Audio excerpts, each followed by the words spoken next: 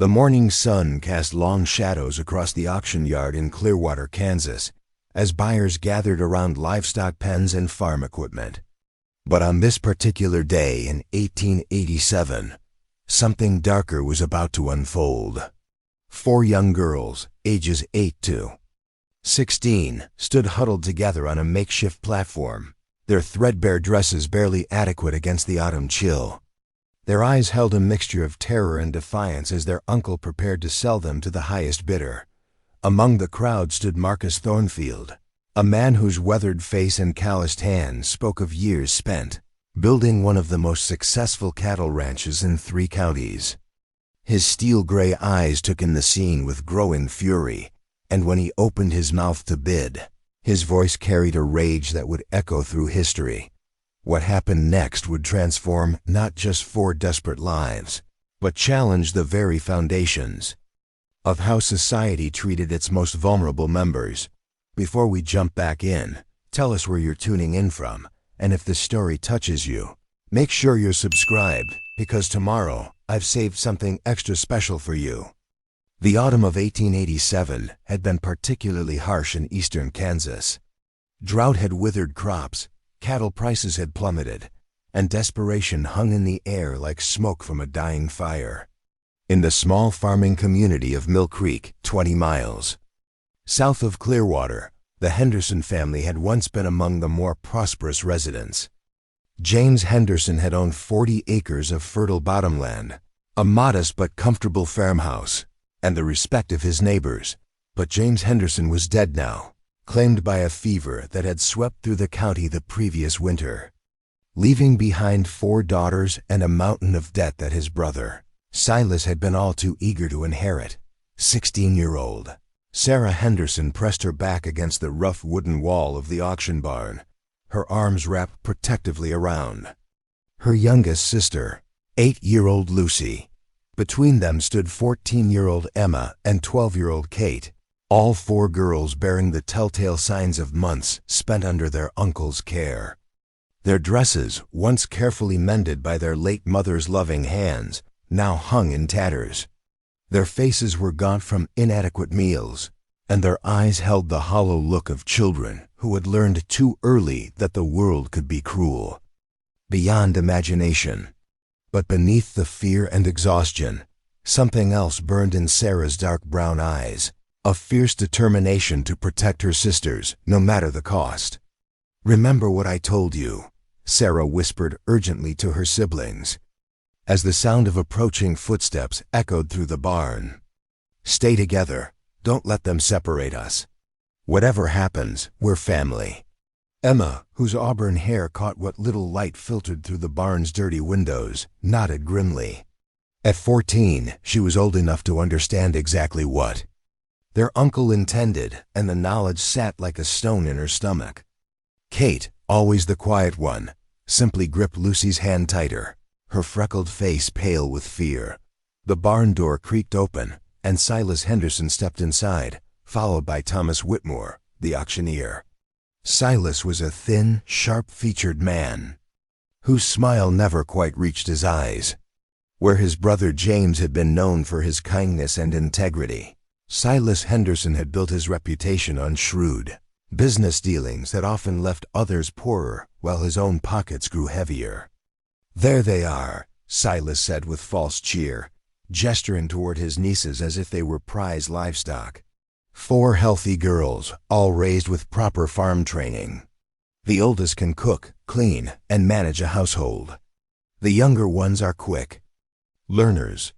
Thomas Whitmore, a portly man who had been conducting auctions in the county for over 20 years, shifted uncomfortably. He'd sold everything from prize bulls to family heirlooms, but this felt different, wrong, somehow. "Silas," he said quietly, "you sure about this? These are your brother's children. Surely there's family somewhere who could—" "Family?" Silas's laugh was bitter. "I'm their family, and I'm doing what's best for them. Look around, Thomas. Times are hard. I can't afford to feed 4 extra mouths, and they need homes where they can contribute. This way, everyone benefits." Sarah stepped forward, her chin raised despite the tremor in her voice. "Uncle Silas, please. I can work. I can take care of my sisters." "We don't need much." "Enough," Silas snapped, his veneer of civility cracking. "You've had your chance to make this family profitable, and you've failed. Your father left nothing but debt, and these debts need paying. This is the only way." The truth was far uglier than Silas let on. James Henderson's farm had indeed carried debt, but it was manageable debt on valuable land. Silas had seen opportunity in his brother's death, opportunity to claim the farm for himself while disposing of the inconvenient matter of 4 orphaned nieces. He'd already arranged to sell the land to a railroad company for 3 times what the debt was worth. The girls were simply loose ends that needed tying up. "The auction starts in an hour," Silas continued, checking his pocket watch. "Clean yourselves up as best you can. First impressions matter." As her uncle left the barn, Sarah felt her world crumble around her. She'd known this day was coming. Silas had made no secret of his intentions, but knowing and experiencing were two different things entirely. For 6 months, ever since their father's death, the girls had lived under Silas's increasingly hostile care. What had begun as reluctant familial duty had quickly devolved into open resentment. Silas saw the girls as burdens, mouths to feed that produced no income.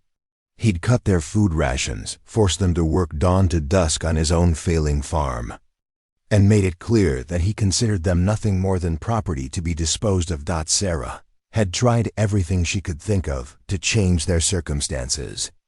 She'd approached neighbors for work, only to be told that no decent family would hire a young woman without proper references. She'd written letters to distant relatives, but either received no replies or polite refusals citing their own hardships. The local church had offered prayers, but little practical assistance, and the county officials had made it clear that as the girls' legal guardian, Silas had every right to make decisions about their futures. Now, as the morning sun climbed higher, and the sounds of gathering auction-goers grew louder outside, Sarah faced the horrible reality that her worst fears were about to come true. "Sarah," Emma whispered, moving closer to her older sister.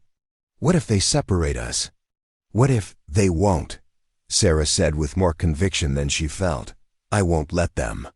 But even as she spoke the words, Sarah knew how powerless she truly was. In 1887 Kansas, girls like them had few rights and fewer options. They would be sold to whoever offered the highest price, and their new owners would have complete authority over their lives. Some might be fortunate enough to find themselves with kind families who would treat them well. Others. Sarah pushed those thoughts away. She had to stay strong, had to be the anchor her sisters needed.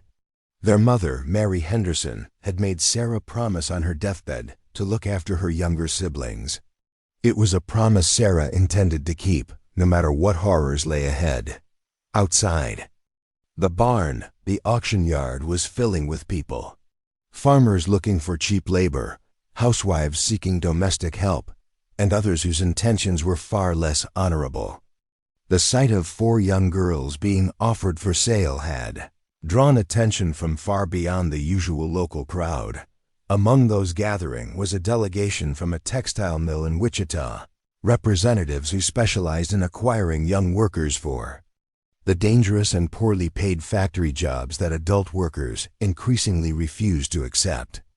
There was also a stern-faced woman from what she called a moral reform school, an institution that promised to instill proper Christian values while extracting maximum labor from its unwilling residents.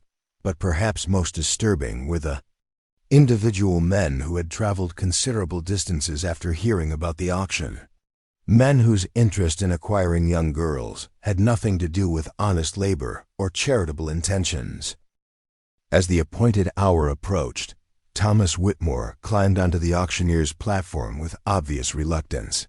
He'd spent the morning trying to convince Silas to reconsider, but his pleas had fallen on deaf ears. Now faced with a crowd of eager bidders and 4 terrified children, he felt like he was about to commit a sin that would haunt him for the rest of his life.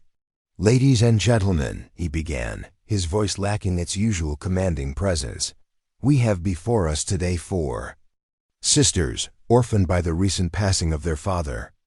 Their legal guardian, seeking to ensure their proper placement in good Christian homes, has authorized their placement through today's proceedings." Even Whitmore couldn't bring himself to use the word sale when referring to human beings. Though that's exactly what this was. Silas Henderson stood to one side, his arms crossed and a satisfied expression on his face. He'd already received several promising inquiries, including one from a cattle ranch owner who needed domestic help and another from a family heading west who wanted someone to help care for their own children during the journey. What Silas didn't know was that among the crowd stood a man whose presence would change everything. Marcus Thornfield had come to Clearwater for legitimate business, to purchase some breeding stock for his ranch. But the sight of 4 children being auctioned like livestock had ignited a rage in him that threatened to consume everything. In its path at 42, Marcus had seen enough of the world's cruelty to last several lifetimes. He'd fought in the Indian Wars, survived claim jumpers and cattle rustlers, and built his ranch through sheer determination and an iron will. But nothing had prepared him for the sick feeling in his stomach as he watched 4 innocent girls face an uncertain and likely terrible future. Marcus thought of his own daughter, Rebecca, who would have been about Sarah's age if she'd lived. Rebecca and her mother had died in a cholera outbreak 5 years earlier, leaving Marcus alone with his grief and a determination to never again allow innocence to suffer when he had the power to prevent it. As Thomas Whitmore called for opening bids, Marcus Thornfield stepped forward, his voice cutting through the murmur of the crowd like a blade. $1,000, he said quietly, for all 4 girls together. The auction yard fell silent. $1,000 was more money than most of the gathered bidders would see in 2 years. It was a sum that spoke of serious intent and unlimited resources. Silas Henderson's eyes widened with greed and surprise. He'd hoped to get perhaps $200 total for all 4 girls. This unexpected windfall was beyond his wildest dreams, but Marcus Thornfield wasn't done. His steel-gray eyes swept the crowd, taking in the disappointed faces of would-be buyers, the calculating expressions of those wondering if they could somehow outbid him, and the terrified hope in 4 young faces. "Furthermore," he continued, his voice carrying to every corner of the auction yard, "I'm prepared to go as high as necessary to ensure these children are not separated from each other. Anyone who wishes to test my resolve is welcome to try." The threat in his voice was unmistakable. Marcus Thornfield was not a man to be crossed lightly, and everyone present knew it. His ranch was one of the largest and most successful in the region, his reputation for both fairness and ruthlessness well established. For a long moment, nobody moved. Then, slowly, Thomas Whitmore raised his gavel. "Going once," he said, relief evident in his voice. "Going twice. The gavel fell with a sound like a gunshot, and the fate of 4 sisters was sealed. But as Sarah Henderson looked into the hard, weathered face of the man who had just purchased them, she had no way of knowing whether their situation had just improved dramatically or taken a turn toward something even worse than what Silas had planned. Marcus Thornfield approached the platform where the girls stood, his expression unreadable. When he spoke, his voice was gentler than Sarah had expected, but still carried an undertone of steel that made it clear he was not a man to be disobeyed. "My name is Marcus Thornfield," he said simply. "You belong to me now. We'll discuss what that means when we get to my ranch." As he turned to complete the transaction with Silas Henderson, Sarah felt her world shift once again. The familiar horror of the auction was over, but an entirely new uncertainty had taken its place. Who was this man? What did he want with 4 orphaned girls? And most importantly, had they just been saved or simply transferred from one form of captivity to another? The answers to those questions would determine not just their immediate survival, but the course of their entire lives. And unbeknownst to any of them, the events set in motion on this autumn day in 1887 would indeed make history, though in ways none of them could possibly imagine. Preparing and narrating this story took us a lot of time, so if you are enjoying it, subscribe to our channel. It means a lot to us. Now back to the story. The transaction between Marcus Thornfield and Silas Henderson took place with the cold efficiency of any business deal, though the merchandise in question stood watching with growing unease. Silas counted the bills twice, his greedy fingers trembling slightly as he realized he now held more cash than he'd seen in his entire life. "Pleasure doing business with you, Mr. Thornfield," Silas said with an oily smile. Extending his hand, Marcus stared at the offered hand for a long moment, before turning away without taking it. "The pleasure is entirely yours, Henderson. I suggest you use that money wisely. It's bought with your family's honor." The dismissal was so complete and contemptuous that several nearby auction-goers actually stepped back. Silas's face flushed red, but he was in no position to object. The money was in his pocket, and legally, his obligations to his nieces were now ended. Marcus approached the four sisters, who had remained huddled together on the platform. Up close, the evidence of their mistreatment was even more apparent. Sarah's dress had been mended so many times that it was more patches than original fabric. Emma's shoes were held together with pieces of string. Kate's thin frame suggested months of inadequate nutrition, and little Lucy's eyes held a wariness that no 8-year-old should possess. "Down from there," Marcus said, not unkindly. "We have business to conduct in town before we head to the ranch." Sarah helped her youngest sister down from the platform, never taking her eyes off their new owner. Marcus Thornfield was an imposing figure, tall and broad-shouldered, with silver threading through his dark hair and lines around his eyes that spoke of years spent squinting into prairie wind and sun. His clothes were well made, but practical. Sturdy boots, worn leather chaps, and a coat that had seen many seasons, but was meticulously maintained. What struck Sarah most, however, was his demeanor. Unlike the other men who had been eyeing them during the auction, Marcus looked at them as if they were people rather than property. His expression was stern but not cruel, and when he spoke to them, he looked directly at their faces rather than appraising them like livestock. "My wagon is at the general store," Marcus said, gesturing toward the main street of Clearwater.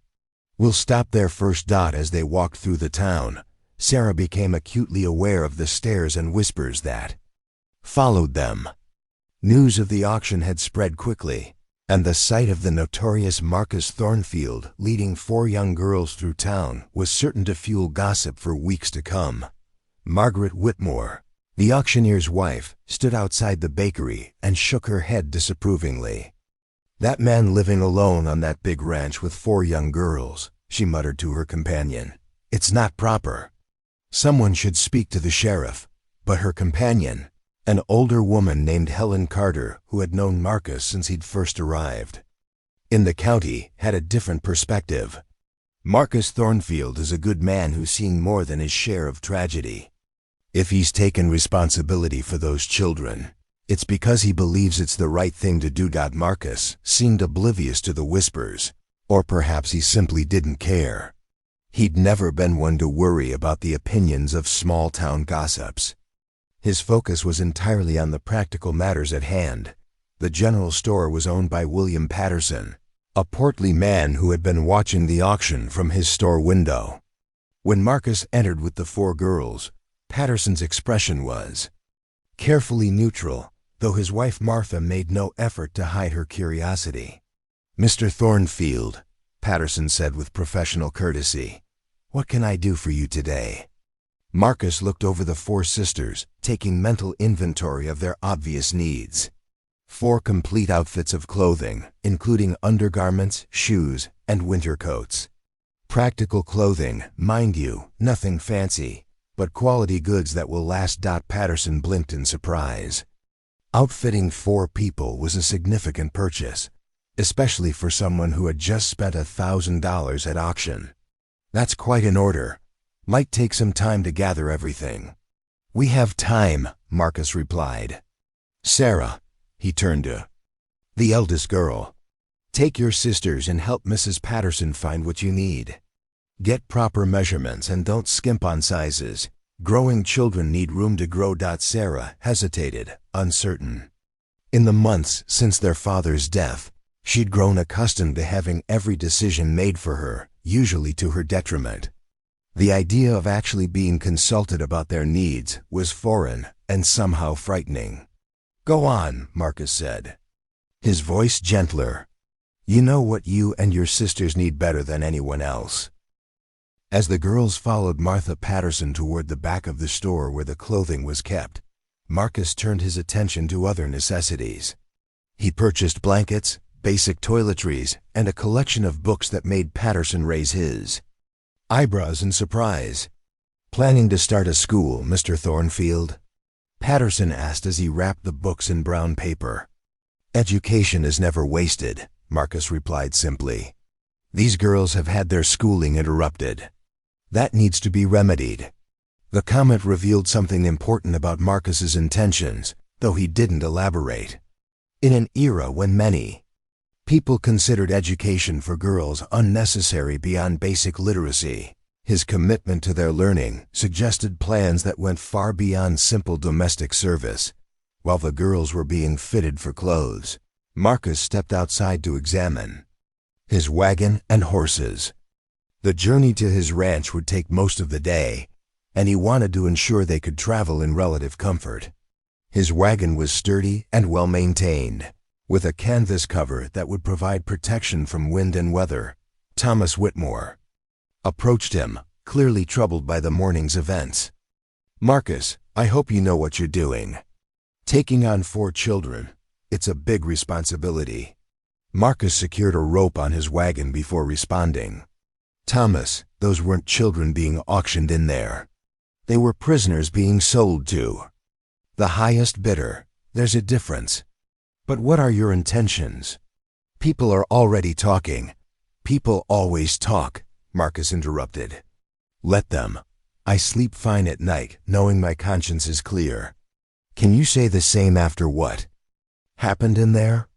Thomas Whitmore had no answer for that. He walked away, leaving Marcus to his preparations inside the store. The process of outfitting the girls was revealing their individual personalities. Sarah approached each decision with careful consideration, always thinking about practicality and durability. Emma showed an eye for color and design, though she was careful not to choose anything that seemed too expensive.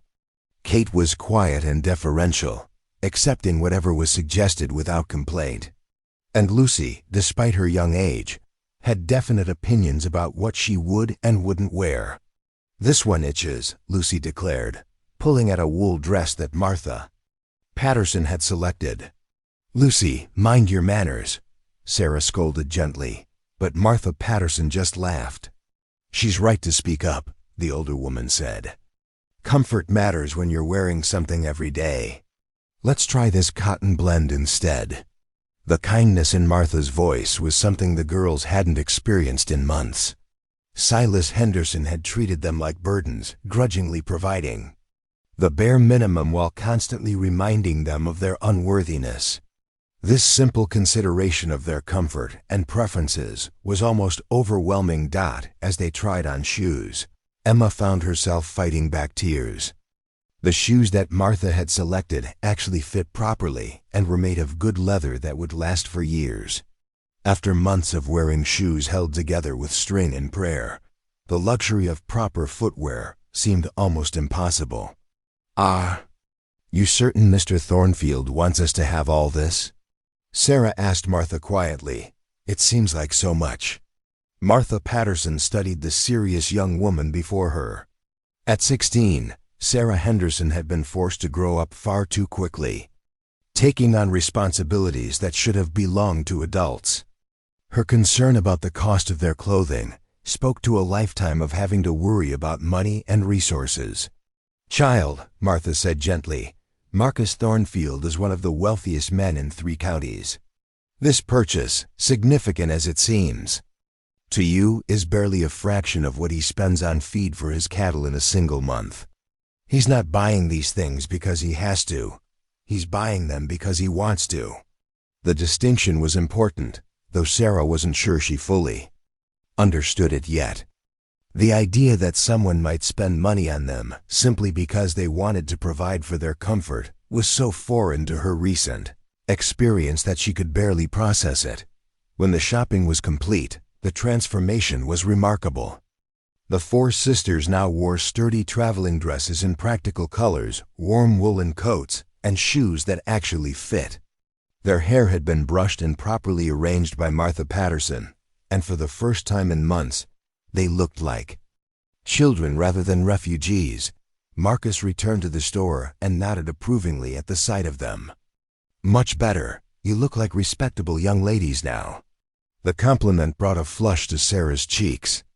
It had been so long since anyone had spoken to her with respect rather than contempt that she'd almost forgotten what it felt like. As they prepared to leave the store, Marcus made one final purchase that surprised everyone present: 4 small leather journals and a collection of pencils.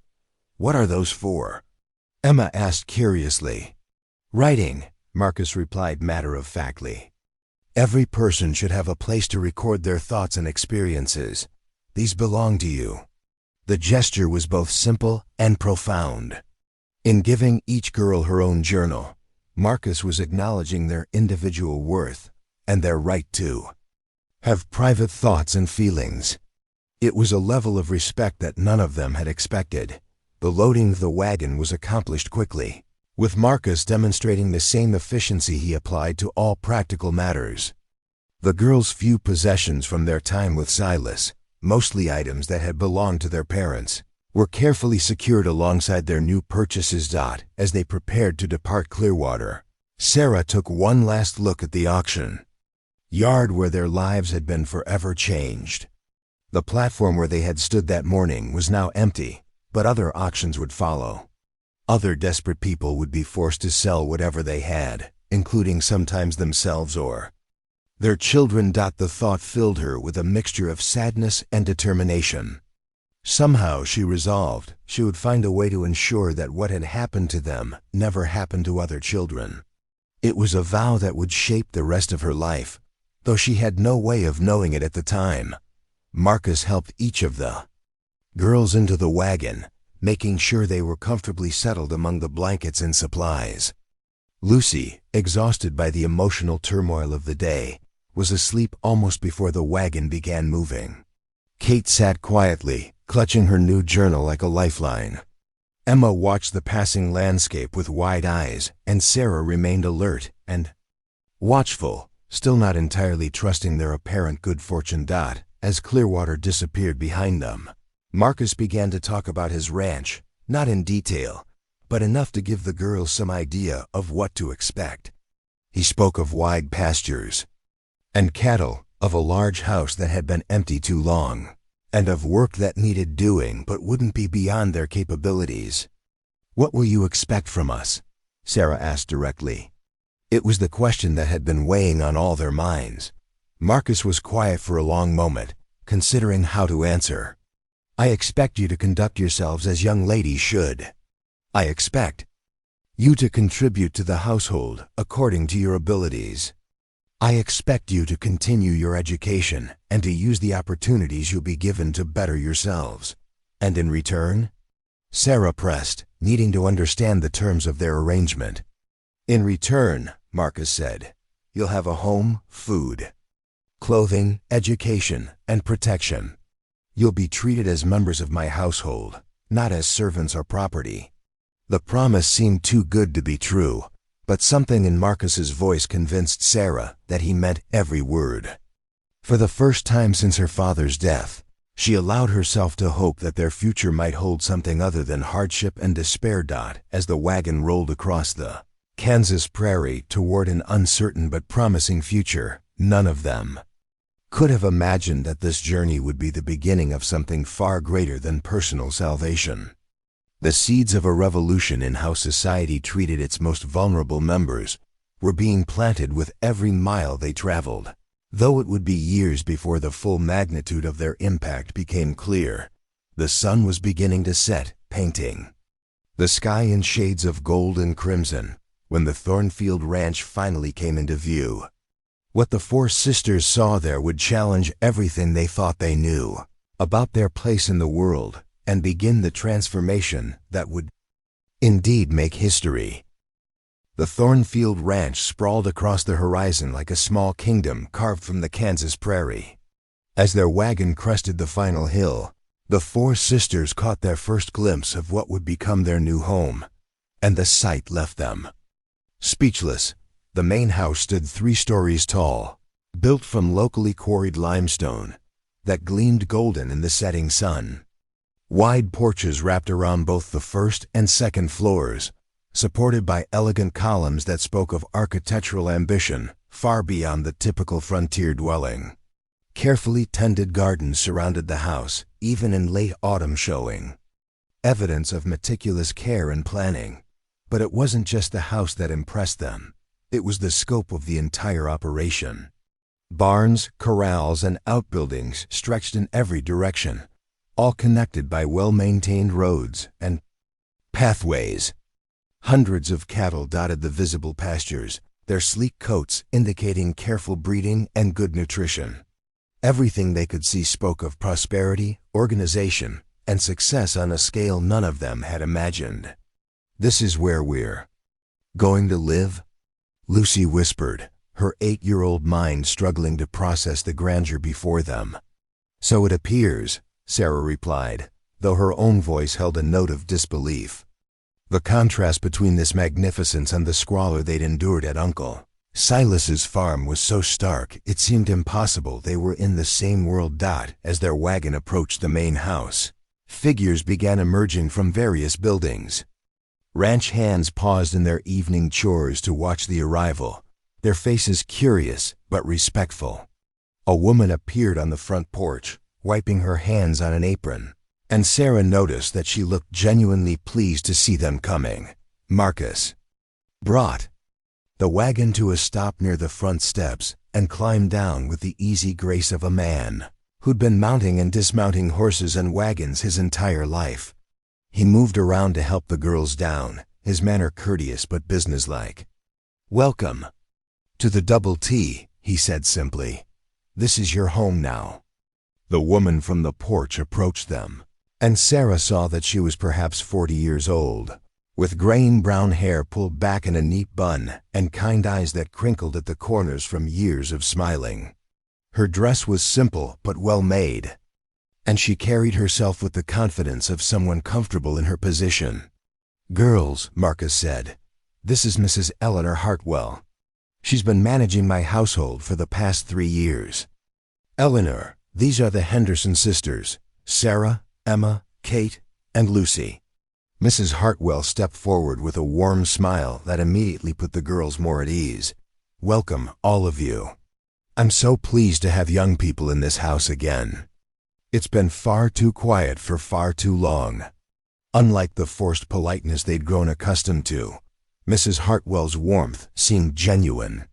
She looked at each girl individually as Marcus introduced them, as if she were trying to memorize their faces and personalities. "I've prepared rooms for you on the 2nd floor," she continued. "I wasn't sure about the arrangements, so I've set up 2 rooms with 2 beds each. You can decide among yourselves how you'd like to organize things." The simple consideration of allowing them to choose their own sleeping arrangements was another small kindness that struck Sarah powerfully. For months, she and her sisters had slept wherever Silas told them to sleep, often in a single cramped room with inadequate bedding. As they gathered their belongings from the wagon, several ranch hands approached to help with the heavier items. Sarah noticed that these men treated Marcus with obvious respect, but it wasn't the fearful deference of employees terrified of their boss. Instead, it seemed to be the genuine respect of men who worked for someone they admired and trusted.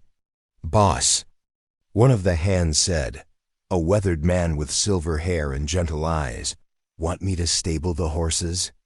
Thank you, Charlie. Make sure they get extra grain. It's been a long day. Marcus turned to the girls. Charlie Martinez has been with me since I started this ranch. If you ever need anything and can't find Mrs. Hartwell or me, Charlie can help you. Charlie touched his hat brim respectfully to each of the girls. Welcome to the Double T, young ladies. Any friend of Mr. Thornfield's is family here. The easy inclusion in the ranch family was both comforting and overwhelming. After months of being treated as unwanted burdens, the acceptance they were encountering seemed almost too good to be true. Mrs. Hartwell led them into the house, and Sarah's sense of unreality deepened. The interior was even more impressive than the exterior had suggested. Rich wood paneling covered the walls of the entryway, and an elegant staircase curved upward to the second floor. Electric lights, a luxury Sarah had heard about but never seen, illuminated the spaces with clean, bright radiance. Mr. Thornfield had electricity installed 2 years ago, Mrs. Hartwell explained, noticing their amazement. We have our own generator powered by a windmill. It's quite modern, though it took some getting used to. The parlor they passed through was furnished with comfortable chairs and sofas upholstered in rich fabrics. Bookshelves lined one wall, filled with more volumes than the girls had ever seen in one place. A piano sat in one corner, its polished surface reflecting the electric lights. Do any of you play? Mrs. Hartwell asked, noticing Emma's fascination with the instrument. Our mother taught us a little, Emma replied hesitantly. But we haven't had access to a piano since she died. Well, you have access to one now, Mrs. Hartwell said gently. Music is one of life's great pleasures. It would be wonderful to hear it played again. As they climbed the stairs to the second floor, Sarah found herself studying the photographs that lined the walls. Most showed the ranch in various stages of development, but several were portraits of people. One in particular caught her attention. A young woman with kind eyes holding a small child. Mrs. Hartwell noticed her gaze. That's Mrs. Thornfield and their daughter Rebecca. They died in the cholera outbreak 5 years ago. The revelation explained much about Marcus's apparent isolation and his willingness to take in 4 orphan girls. He understood loss, understood what it meant to have a family torn apart by circumstances beyond anyone's control. The bedrooms Mrs. Hartwell showed them were larger and more comfortable than any rooms the girls had ever occupied. Each had its own window with clean curtains, a wardrobe for clothing, a washstand with a mirror, and beds with thick mattresses and plenty of blankets. The luxury was almost overwhelming. The bathroom is just down the hall, Mrs. Hartwell explained. Indoor plumbing was another of Mr. Thornfield's innovations. Hot water comes from a boiler in the basement, heated by the same system that warms the house. Indoor plumbing was another marvel the girls had heard about but never experienced. The idea of being able to bathe in warm water in a private room seemed like something from a fairy tale. As they stood in the hallway, trying to process their new circumstances, Marcus appeared at the top of the stairs. He'd changed from his traveling clothes into a clean shirt and vest, and his hair was freshly combed. The transformation made him seem less intimidating, though no less commanding. I trust the accommodations are satisfactory, he asked. They're wonderful, Sarah replied, though her voice carried a note of uncertainty. Mr. Thornfield, I need to ask ... What exactly do you expect from us in return for all this? Marcus studied her face, recognizing both the gratitude and the wariness in her expression. Come downstairs to the study after you've settled in. We need to discuss the arrangements in detail. His tone wasn't threatening, but it carried an authority that made it clear this wasn't a request. Sarah nodded, understanding that the conversation she'd been dreading was about to take place. After Marcus left, Mrs. Hartwell helped the girls arrange their belongings in their chosen rooms. Sarah and Lucy took one room, while Emma and Kate shared the other. The simple act of unpacking their few possessions and hanging their new clothes in real wardrobes felt profoundly symbolic.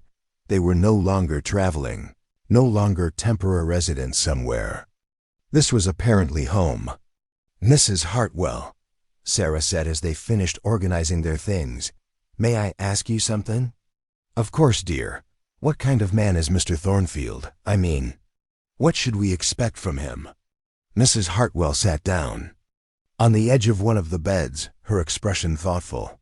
"Marcus Thornfield is one of the finest men I've ever known, but he's also complicated. He's been deeply hurt by life, and that's made him cautious about getting too close to people. But when he commits to something, or someone, he commits completely." She paused, choosing her words carefully. "He's fair but demanding. He expects honesty and hard work, but he's generous with those who give their best effort. He has strong ideas about how things should be done, but he's not unreasonable if you can present a good argument for a different approach." "And he really intends for us to stay here permanently?" Emma asked. "I believe so, yes. Marcus doesn't do anything halfway. If he's brought you here, it's because he intends to provide for you properly." Mrs. Hartwell stood up, smoothing her skirts. "But you should hear this from him directly. He's waiting for you in the study." The study was a masculine room lined with books and furnished with heavy leather chairs. A large desk dominated one corner, its surface covered with papers. That suggested the complex business of running a large ranch. Marcus sat behind the desk, but he stood when the girls entered and gestured toward the chairs arranged in front of it. "Please, sit down. We have important matters to discuss." Sarah took the lead, as she had been doing for months, sitting straight in her chair and meeting Marcus's gaze directly. Emma, Kate, and Lucy arranged themselves beside her, a united front facing an uncertain future. Marcus leaned back in his chair, his expression serious but not unkind. "First, I want to be clear about what happened today. I didn't buy you the way someone might buy livestock or property. I paid your uncle what he demanded to legally remove you from his custody and bring you here. The distinction is important." "What does that mean practically?" Sarah asked. "It means you're not my servants or my property. You're members of my household with all the rights and responsibilities that entails." Marcus paused, letting this sink in. "However, this is not a charity. I expect each of you to contribute to the functioning of this household according to your abilities and age." Sarah felt some of her tension ease. Work she could understand and accept. It was the unknown expectations that had frightened her. "What kind of work?" she asked. "Sarah, you're old enough to take on real responsibilities. Mrs. Hartwell will train you in household management, accounting, and the various skills needed to run a large establishment. Emma, you'll help with cooking, sewing, and general household tasks, while also continuing your education. Kate and Lucy, your primary responsibility is your schooling, though you'll have age-appropriate chores." The mention of education surprised them all. "Schooling?" Kate asked tentatively. "A teacher comes from town 3 days a week to work with the children of several ranch families in the area. You'll join those lessons immediately. Additionally, I expect you to continue learning through reading, writing, and practical experience." Marcus leaned forward, his expression intensifying. "I want to be very clear about something. The education and training you receive here is intended to prepare you for independent lives. I'm not raising servants or looking for permanent dependents.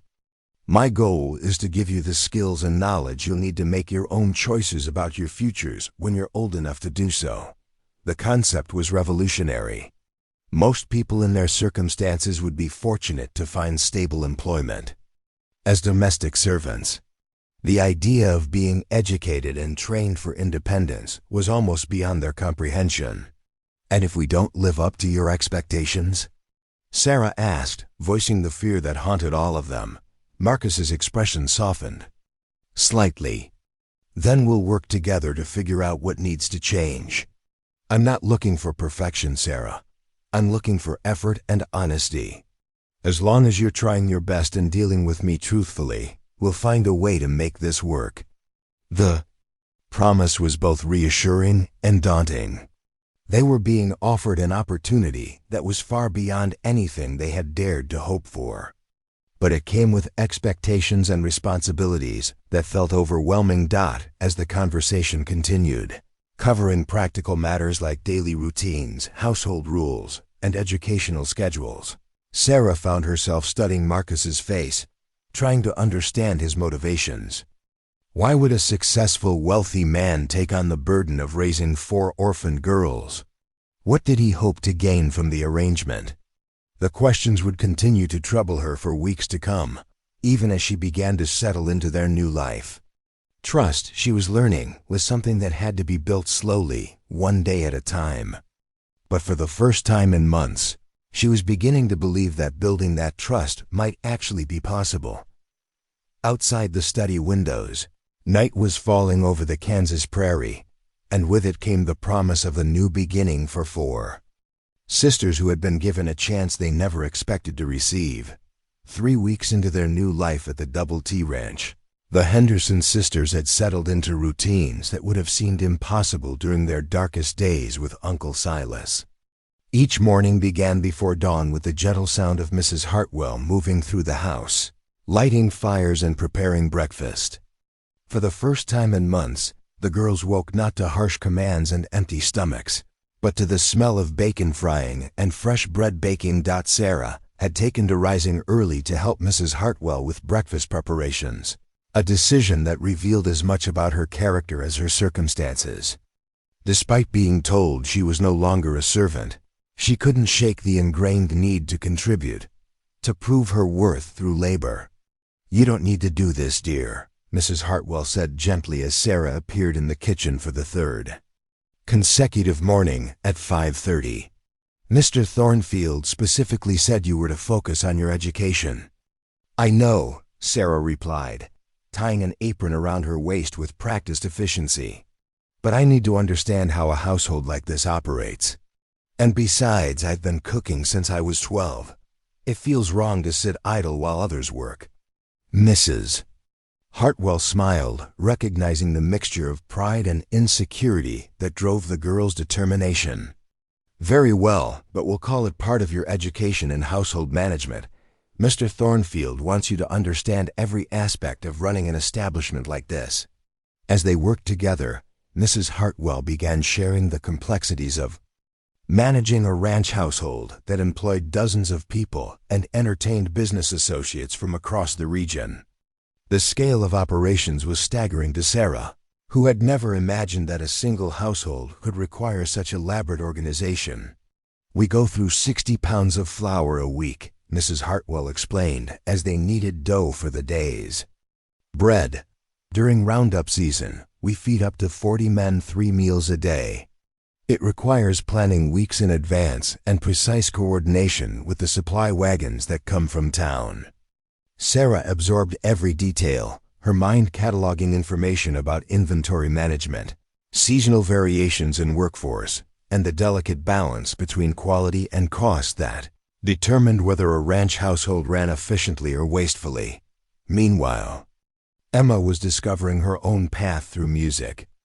The piano that had caught her attention on that first evening had become her refuge, a place where she could process the dramatic changes in their circumstances through melody and rhythm. Mrs. Hartwell had found sheet music tucked away in a cabinet, pieces that had belonged to Marcus's late wife, and Emma spent hours each day working through increasingly complex compositions. Marcus himself seemed to find comfort in the sound of music returning to his house. Often, Sarah would notice him pausing in his work when Emma played, his expression softening in a way that made him seem younger and less burdened by responsibility. One evening, as Emma practiced a particularly challenging piece by Chopin, Marcus appeared in the parlor doorway. "Your mother taught you well," he said quietly. "Catherine used to play that same piece." Emma's hands stilled on the keys. "I'm sorry. I didn't mean to bring up painful memories." "Music isn't painful," Marcus replied, stepping into the room. "It's the silence that's painful. Please, continue." As Emma resumed playing, Marcus sat in, One of the leather chairs closed his eyes, and Sarah, watching from the doorway, saw something she'd never seen before: Marcus Thornfield at peace. The sight was revelatory, showing her a man who had been carrying grief like a weight on his shoulders for so long that he'd forgotten what it felt like to set it down. Kate, the quietest of the sisters, was flourishing under the attention of Miss Jennifer Morrison, the teacher who came to the ranch 3 times a week. Miss Morrison was a young woman from Chicago who had come west seeking adventure and found herself teaching the children of ranch families scattered across the county. Kate has an exceptional mind for mathematics, Miss Morrison told Marcus and Sarah during one of her weekly progress reports. She's already working through problems that most students don't encounter until they're much older. Kate blushed at the praise, but Sarah could see how the recognition was transforming her shy sister. For the first time in her life, Kate was being encouraged to excel rather than simply survive, and the difference was remarkable. Young Lucy was perhaps adapting most easily of all, with the resilience that often characterizes children who have known hardship.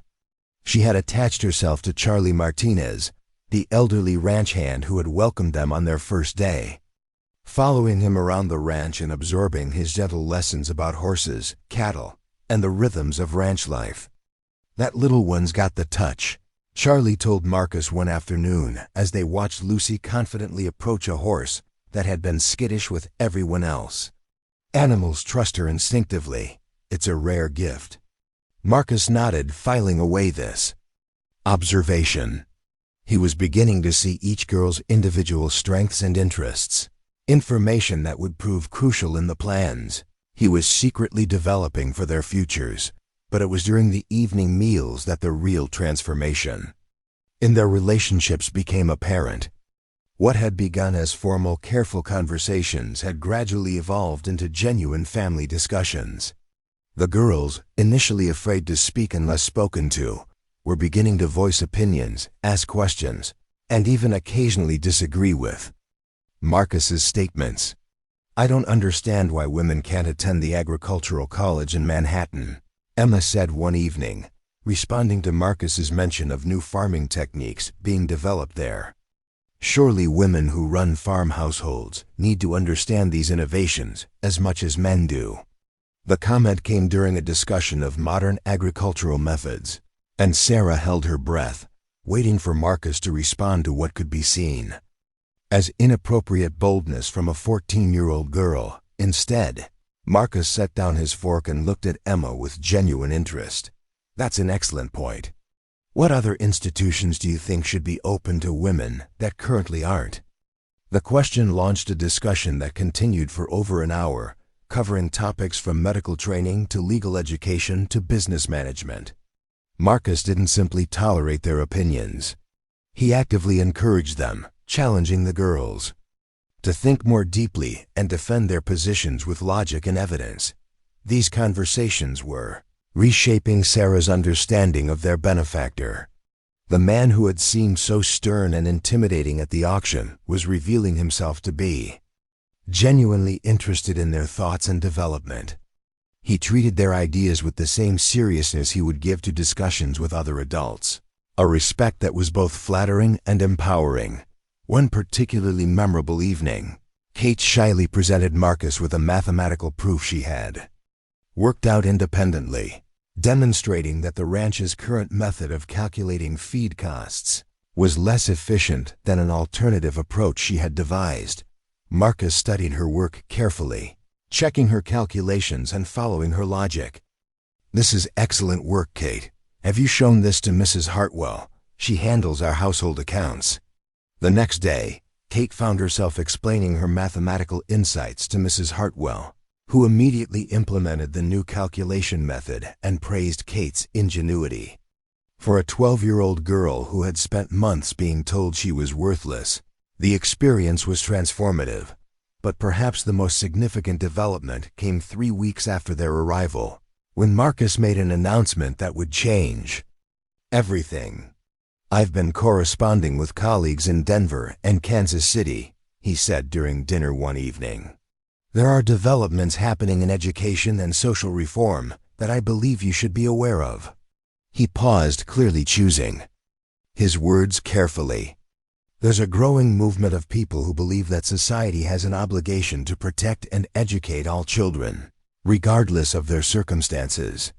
Schools for orphans, programs to train young women for professional careers, even colleges that admit women on equal terms with men." Sarah felt her heart begin to race. "What does that have to do with us?" Marcus met her gaze directly.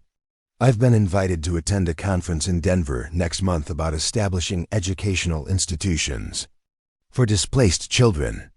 I want you to come with me, Sarah. All of you, actually." The silence that followed was profound. A trip to Denver represented possibilities that none of them had ever dared to imagine. Denver was a real city with universities and cultural institutions, and opportunities that existed nowhere else in their experience. "Why?" Sarah asked, her voice barely above a whisper. "Because I want you to see what's possible," Marcus replied. "I want you to meet people who are doing remarkable things to change how society treats children like yourselves. And I want you to start thinking about what role you might want to play in those changes." The implication was staggering. Marcus wasn't just offering them education and security. He was suggesting they might become active participants in social reform, advocates for other children facing the circumstances they had endured. "There's something else," Marcus continued, his expression growing more serious. "The woman organizing this conference is named Dr. Margaret Whitman. She's a physician who has dedicated her life to child welfare reform. She's particularly interested in meeting you because of your experiences." "Dr. Margaret Whitman," Sarah repeated the name silently, trying to imagine a woman who was both a doctor and a reformer, someone who commanded enough respect to organize conferences attended by influential people from across the region. "She wants to meet us specifically?" Emma asked, her voice filled with wonder. "She believes that the people best qualified to advocate for children in difficult circumstances are those who have lived through such circumstances themselves," Marcus explained. "Your experiences, your insights, your survival, these things give you a unique perspective that could help other children."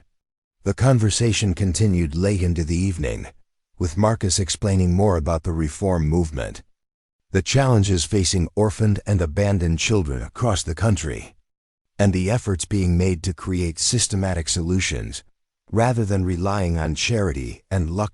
As Sarah lay in bed that night, staring at the ceiling and listening to Lucy's peaceful breathing beside her, she tried to process the enormity of what Marcus was suggesting.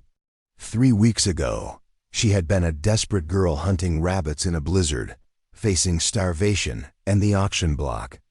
Now, she was being invited to travel to Denver as a participant in discussions about social reform. The transformation seemed impossible, yet it was happening. More importantly, Marcus was not simply rescuing them. He was empowering them to become rescuers themselves, people who could make a difference in the lives of other children facing similar circumstances. For the first time since her parents' deaths, Sarah began to see a future that extended beyond mere survival. She began to envision a life of purpose, of meaning, of making a difference in the world. It was a vision that would drive her for the rest of her life, though she had no way of knowing on that quiet Kansas night that the seeds Marcus Thornfield was planting would indeed grow into something that would make history. The trip to Denver was still weeks away, but already Sarah could feel herself changing, growing into someone she had never imagined she could become. The frightened, desperate girl who had stood on that auction platform was disappearing, replaced by a young woman who was beginning to understand her own potential. And in the study downstairs, Marcus Thornfield sat at his desk writing letters to colleagues across the region, building the network that would transform 4 orphan sisters into pioneers of social reform. His plan was ambitious beyond anything the girls yet understood, but it was a plan built on his absolute belief in their potential to change the world. The first sign of trouble came on a crisp October morning when Charlie Martinez rode in hard. From the eastern pasture, his weathered face grim with concern. Marcus was reviewing shipping manifests with Sarah on the front porch when Charlie's horse thundered up the main drive, dust billowing behind him like a warning flag. "Boss," Charlie called out before his horse had even come to a complete stop. "We got visitors coming. 3 men on horseback, maybe 2 hours behind me. They've been asking questions in town about the Henderson girls." Sarah felt her blood turn to ice. She'd known this moment would come eventually, but the peaceful weeks at the ranch had lulled her into believing they might be safe permanently. Marcus's expression hardened into the granite mask she remembered from the auction, and she saw his hand instinctively move toward the gun belt he wore, even during ranch work. "What kind of questions?" Marcus asked, his voice deadly calm. "According to Tom Bradley at the general store, they showed up yesterday claiming to be from some children's welfare society back east. Said they were investigating reports of improper arrangements involving minors."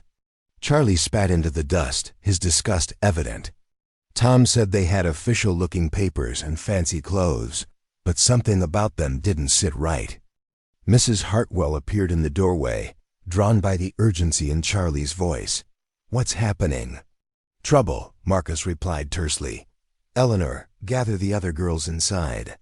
Keep them away from the windows." He turned to Charlie. "How many men can we count on?" "Every hand on the place," Charlie replied without hesitation. "The boys remember what those girls looked like when you brought them home.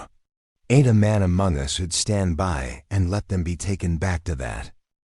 Sarah's mind raced as she tried to understand the implications. "Marcus, who would send investigators?" "We haven't done anything wrong." Marcus's jaw tightened. "Your Uncle Silas has had weeks to think about the money I paid him and the questions. People have been asking about the auction. My guess is he's gotten nervous about potential legal consequences and decided to cause problems for us before we can cause problems for him." The logic was sound but terrifying. Silas Henderson had sold his nieces like livestock, but now that they were thriving and attracting attention from social reformers, he might fear that their success would lead to scrutiny of his actions. By claiming that Marcus's arrangements were improper, Silas could deflect attention from his own wrongdoing while potentially profiting again from the girl's circumstances. "What do these men want?" Sarah asked, though she dreaded the answer. "Most likely, they want to take you to some institution where you'll disappear quietly," Marcus replied bluntly. "Places like that exist specifically to house children whose situations have become inconvenient for adults with money and influence." The thought of being torn away from the life they'd built, separated from each other, and locked away in some anonymous institution filled Sarah with a terror that went beyond anything she'd felt during their darkest days with Uncle Silas. At least then, they'd been together. At least then, she'd been able to protect her sisters. "We won't let that happen," Marcus said firmly, reading the fear in her expression. "But we need to be smart about this. These men will have papers that look official, and they'll probably have local law enforcement with them. We can't simply refuse to cooperate without a better strategy." Mrs. Hartwell ushered Emma, Kate, and Lucy into the parlor, explaining the situation in terms that were honest but not panic-inducing. Sarah watched her sisters' faces as they processed the news. Seeing the fear and confusion she felt reflected in their expressions. "But we're happy here," Lucy said, her 8-year-old voice trembling. "We're learning and helping, and this is our home now." "And it will remain your home," Marcus said, kneeling down to Lucy's level. "But some people don't understand what we've built here, and they want to take you away because they think they know better than you do about what's good for you." Emma's face flushed with anger. "They can't just take us away from people who care about us and put us somewhere horrible, can they? Legally, it's complicated," Marcus admitted. "But morally, it's very simple.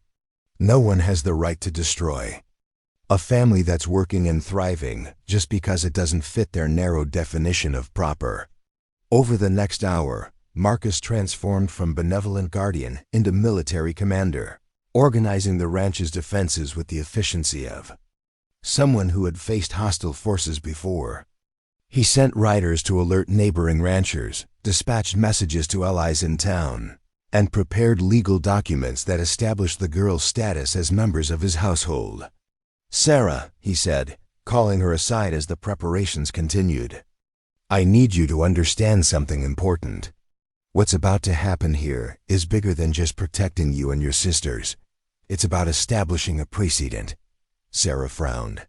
"What do you mean?" "I mean that if we let these men take you without a fight, we're saying that children have no rights, that families can be broken up by anyone with official-looking papers and enough authority to intimidate people into compliance." Marcus's voice carried a passion that Sarah had never heard before. "But if we stand up to them, if we prove that what we've built here is legitimate and valuable, we're establishing that children's welfare matters more than bureaucratic convenience." The implications were staggering. Their personal crisis was becoming a test case for child welfare reform, a confrontation between old attitudes that treated children as property and new ideas that recognized them as individuals with rights and potential. As the afternoon wore on, allies began arriving at the ranch. First came Dr. Henry Watson, the county's most respected physician, who had ridden out from town specifically to examine the girls and provide written testimony about their health and well-being. Then came Judge Samuel Morrison, a stern but fair man who had heard about the situation and wanted to ensure that any legal proceedings were conducted properly. Most surprising was the arrival of Margaret Whitmore, the auctioneer's wife, accompanied by 3 other women from town. These were not the gossips and busybodies Sarah had expected, but rather the wives of merchants and professionals who had been quietly organizing their own response to the child welfare crisis in their community. "We've been talking," Mrs. Whitmore said to Marcus as the women gathered in the parlor, "about what happened at that auction, about children being sold like property, about the responsibility of decent people to stand up when they see wrong being done." Sarah listened in amazement as these respectable townswomen described their growing network of families willing to take in orphan children, their correspondence with reform organizations in eastern cities, and their determination to ensure that no child in their county would ever again face the circumstances the Henderson sisters had endured. "You gave us courage, Mr. Thornfield," said Helen Bradley, wife of the general store owner. "When you paid that outrageous sum to keep those girls together, when you brought them here and treated them like family instead of servants, you showed us what was possible." The revelation that their rescue had inspired others to action filled Sarah with a mixture of pride and responsibility she'd never experienced. They weren't just victims who had been saved. They were symbols of hope for other children in similar circumstances. Dr. Watson completed his examination of all 4 girls and shook his head in amazement. "The transformation is remarkable," he told Marcus. 3 weeks ago, these children showed signs of malnutrition, stress, and neglect.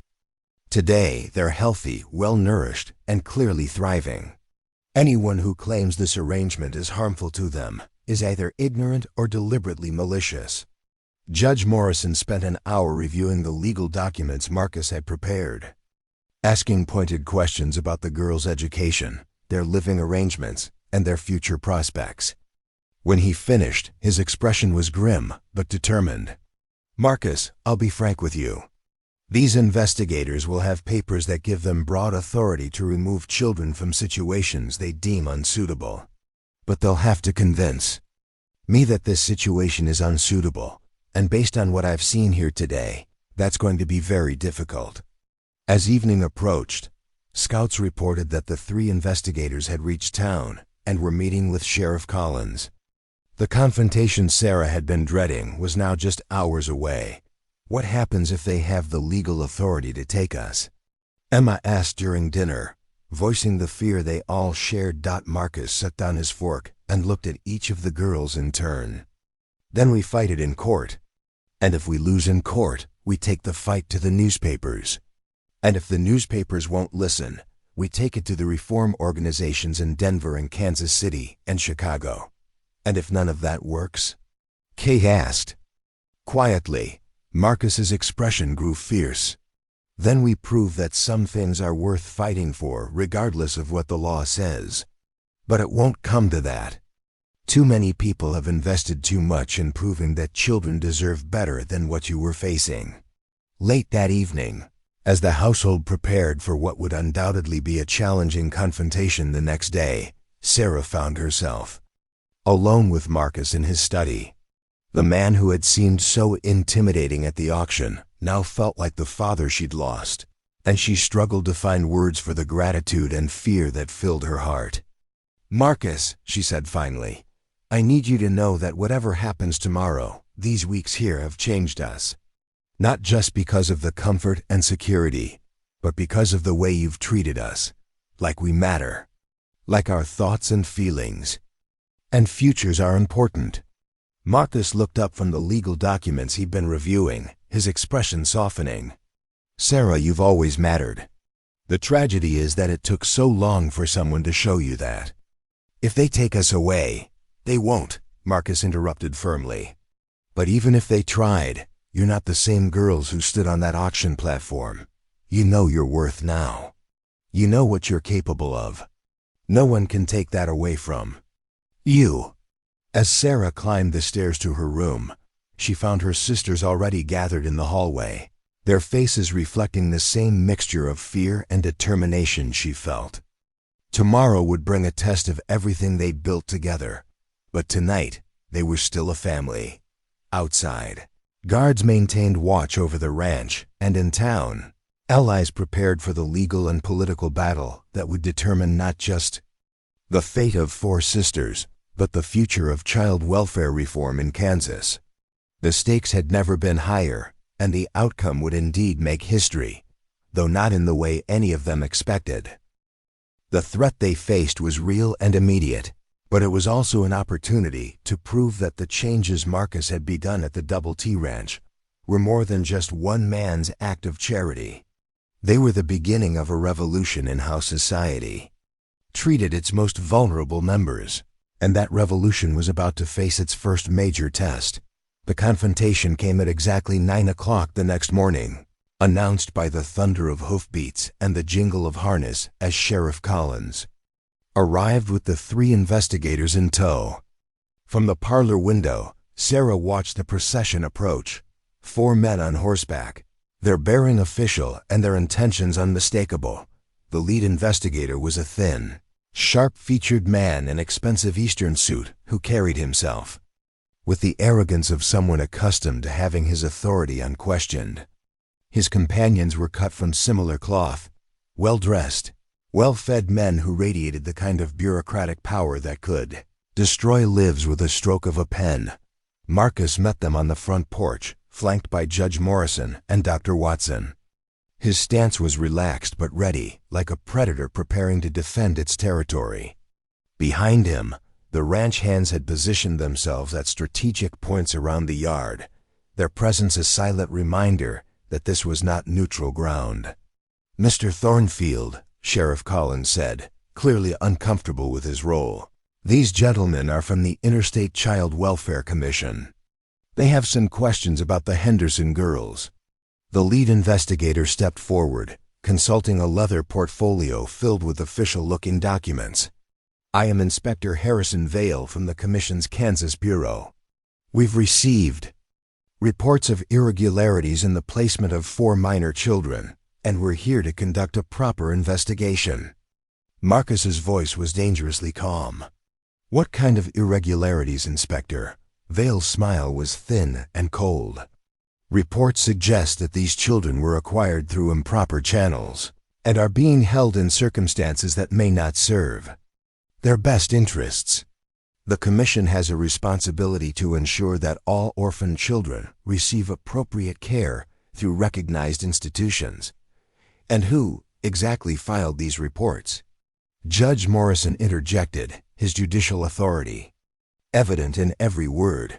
Vale hesitated, clearly reluctant to reveal his sources. The reports came from concerned citizens who questioned the propriety of a single man purchasing children at public auction. Concerned citizens, Marcus repeated, his tone suggesting he knew exactly which concerned citizen had filed the complaint.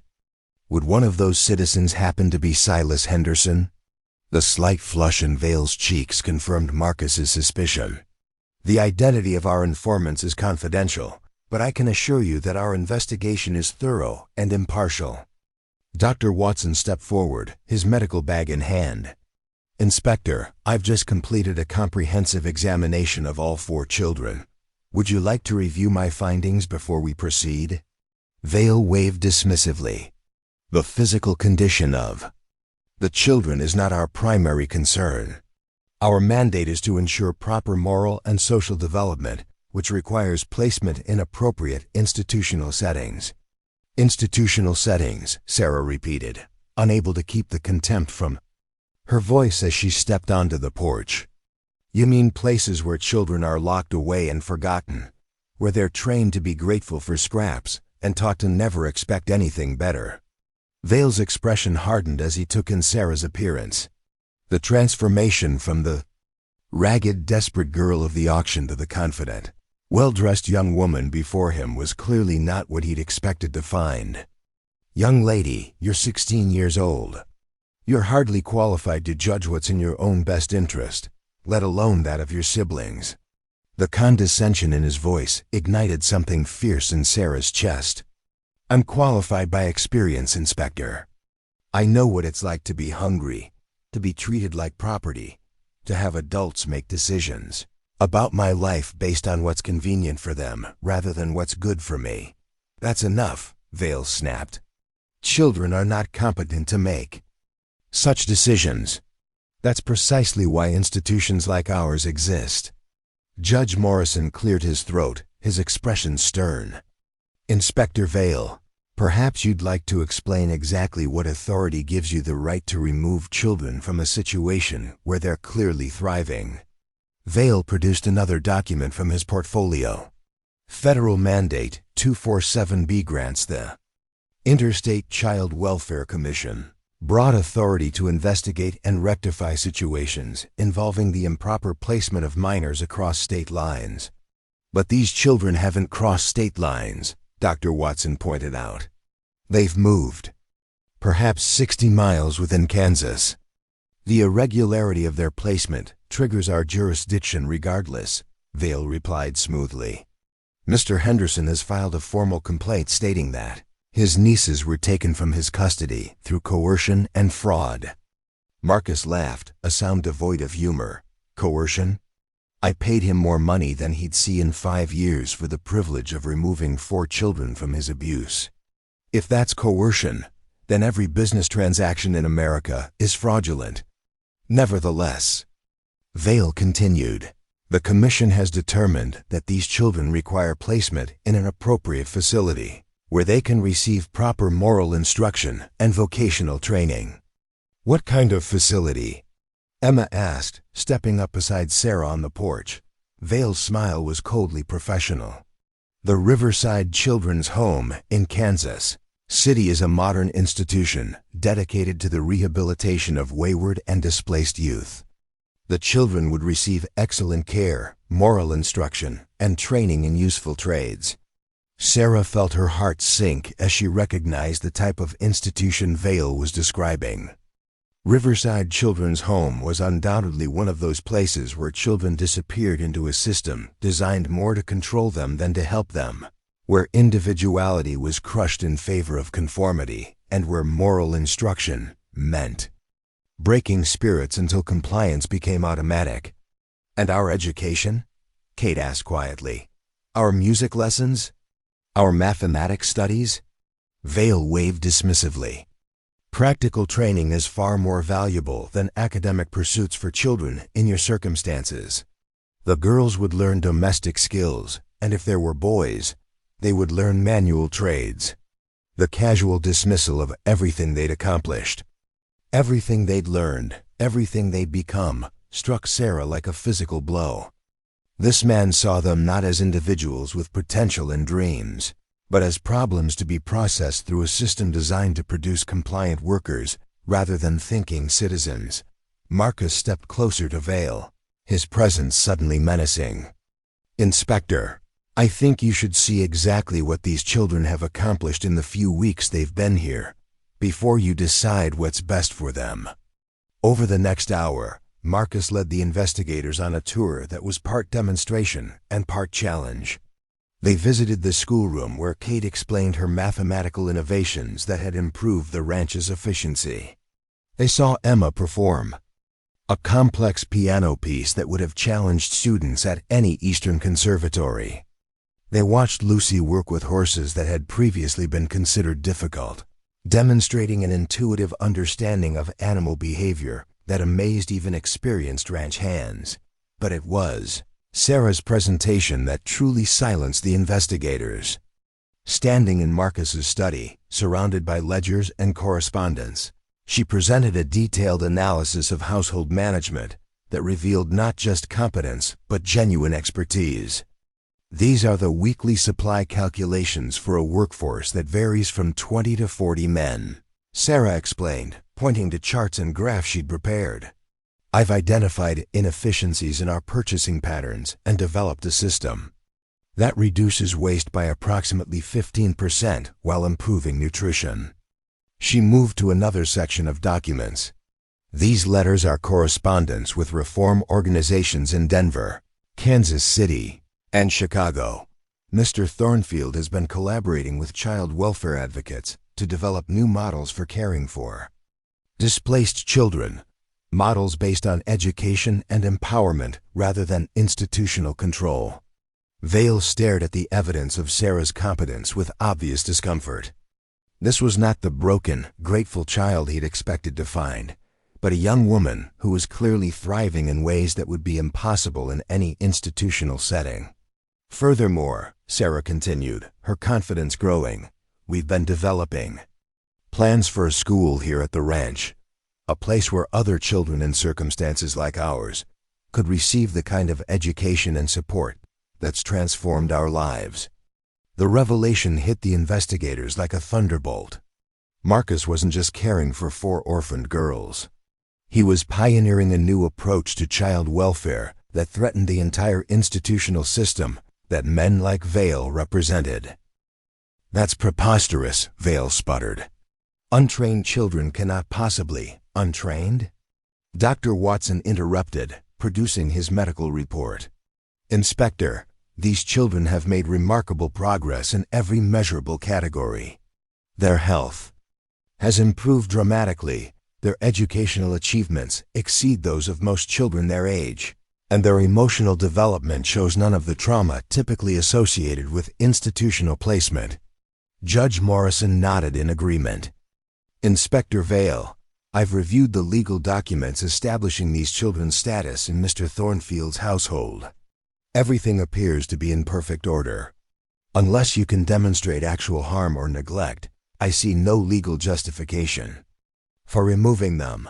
Vale's composure was beginning to crack.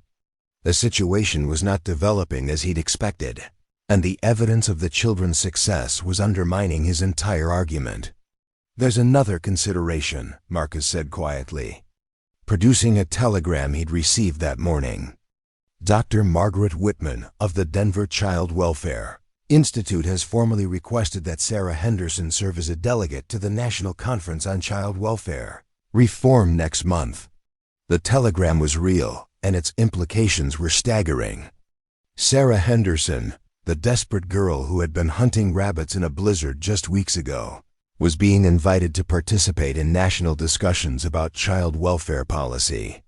A 16-year-old girl cannot possibly serve as a delegate to such a conference, Vale protested. "Why not?" Sarah asked, her voice carrying a new authority that surprised even her. "Who better to speak about the needs of displaced children than someone who has lived that experience? Who better to evaluate the effectiveness of different approaches than someone who has seen both institutional neglect and family-based support?" "Vale," realized he was losing control of the situation. The children he'd come to collect were not the helpless victims he'd expected, but articulate advocates for their own cause. The man he'd come to confront was not an exploitative opportunist, but a respected rancher with powerful allies and a compelling vision for child welfare reform. "Inspector Vale," Marcus said, his voice carrying a note of finality, "I'm going to make you a proposition. Instead of trying to force these children into an institutional system that has already failed them once, why don't you work with us to develop something better?" The offer hung in the air like a challenge. Vale looked around at the faces surrounding him, the determined children, the supportive allies, the evidence of success that contradicted everything his system represented. "What exactly are you proposing?" he asked reluctantly. Marcus smiled, and Sarah recognized the expression of a man who had been planning this moment for weeks. "I'm proposing that we create a pilot program right here at the Double T Ranch. A place where displaced children can receive family-style care, excellent education, and training in self-sufficiency. A place that proves children thrive better with opportunity than with control." The proposition was revolutionary, challenging the fundamental assumptions of institutional child care. But as Sarah looked around at her sisters, at the allies who had rallied to their cause, at the evidence of their own transformation, she realized that Marcus wasn't just offering an alternative to the system that had failed them. He was offering to change that system entirely, with them as the living proof that a better way was possible. The girl who had once been sold at auction was about to become a pioneer in child welfare reform, and the man who had bought her was about to transform American society's approach to caring for its most vulnerable members. The turning point had arrived, and nothing would ever be the same. Inspector Vale's face had turned an alarming shade of red as Marcus's proposition sank in. The idea of children, especially children who had been improperly placed, becoming advocates for their own welfare was so fundamentally threatening to the institutional system he represented that he seemed physically unable to process it. "This is absolutely unacceptable," he sputtered, clutching his leather portfolio like a shield. "The Commission cannot allow untrained civilians to interfere with established child welfare protocols. These children belong in proper institutions, where they can be adequately supervised and controlled." The word "controlled" hung in the air like a confession, revealing the true nature of Vale's concerns. This wasn't about the children's welfare. It was about maintaining a system that processed vulnerable children through institutions designed to break their spirits and eliminate their potential for independent thought.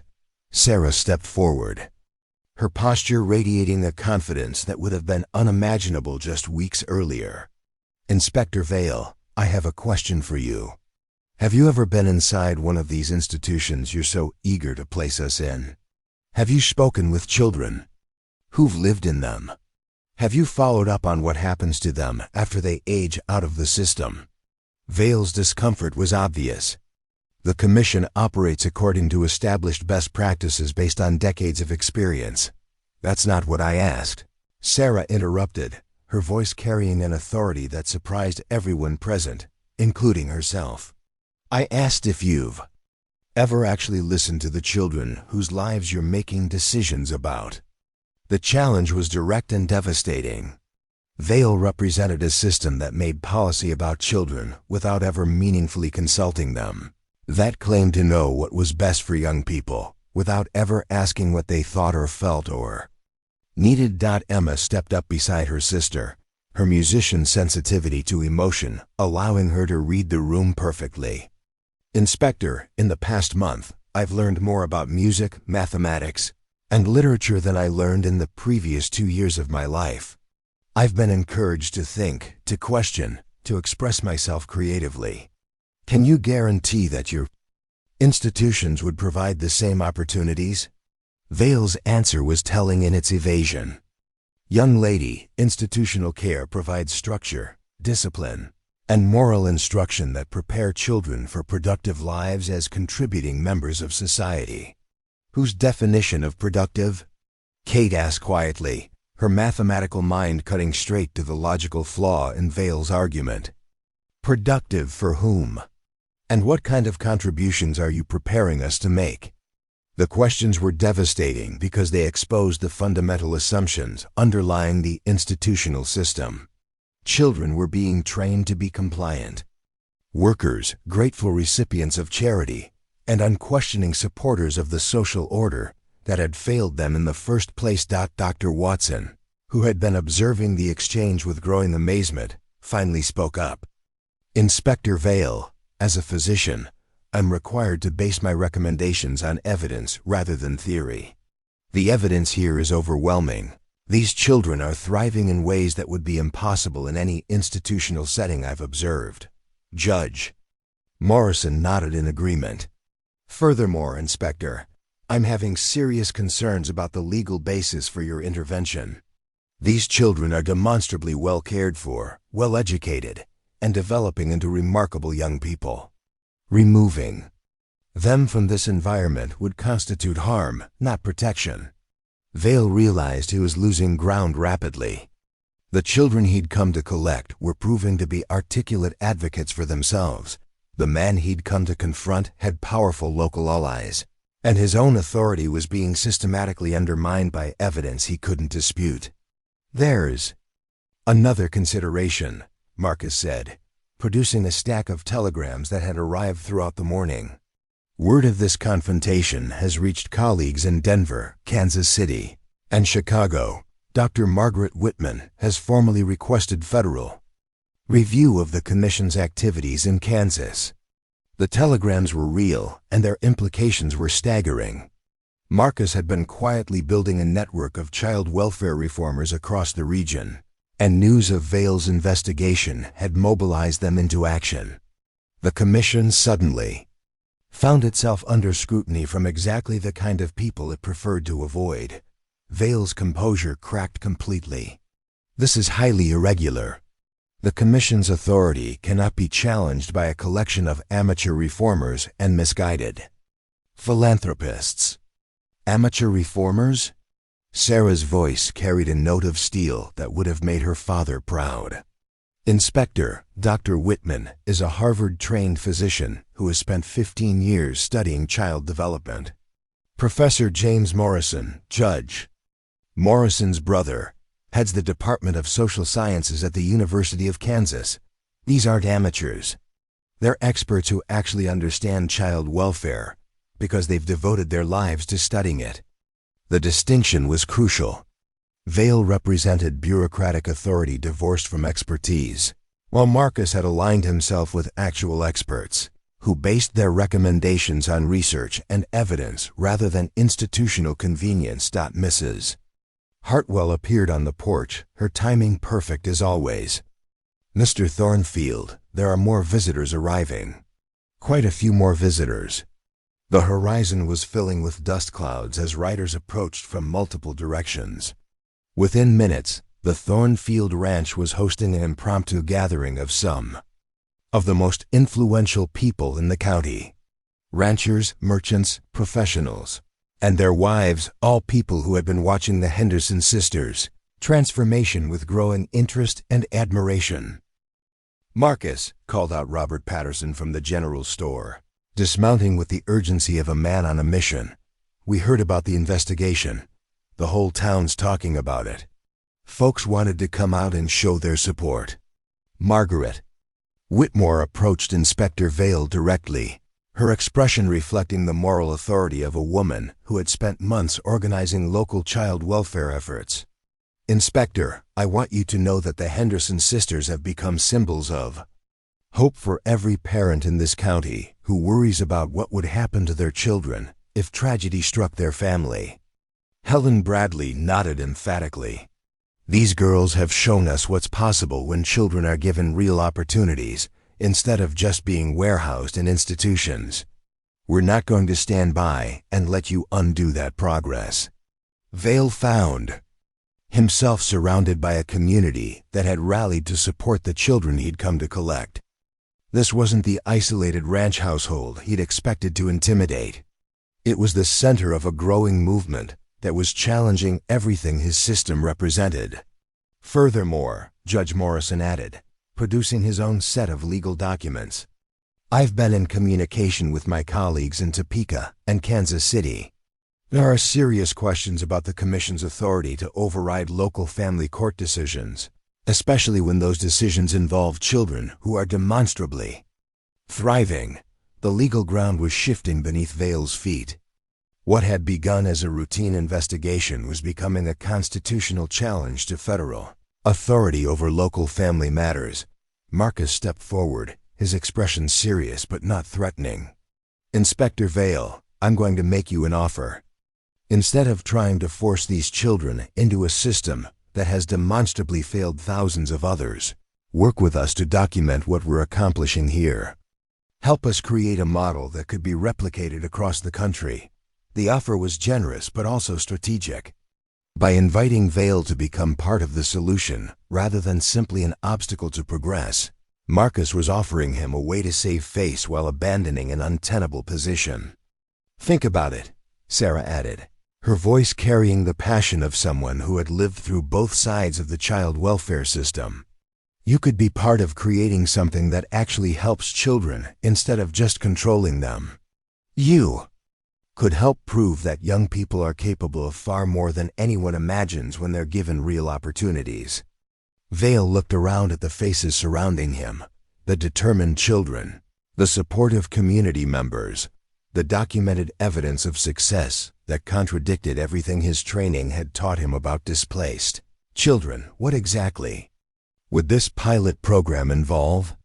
He asked reluctantly. Marcus smiled, recognizing victory even when it came disguised as negotiation.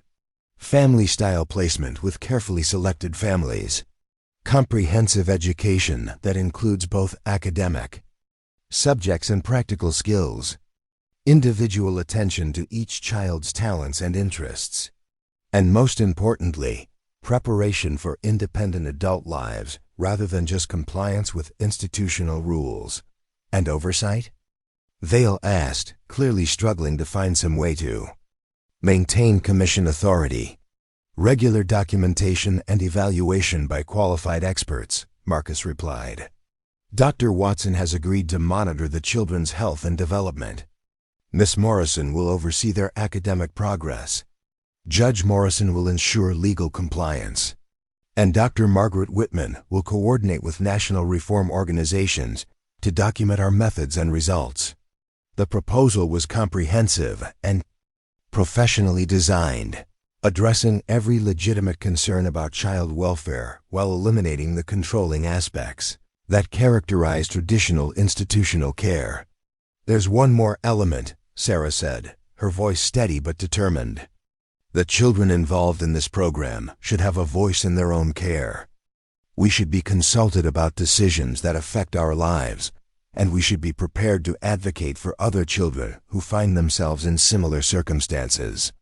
The idea of children having actual input into their own welfare was so revolutionary that Vail seemed unable to respond. But the evidence of what these four sisters had accomplished when given respect and opportunity was too compelling to ignore. Dr. Watson stepped forward with his medical report. Inspector, I've documented remarkable improvements in every measurable aspect of these children's health and development. Any system that would undo this progress in favor of institutional control would be medically irresponsible. Margaret Whitmore added her support.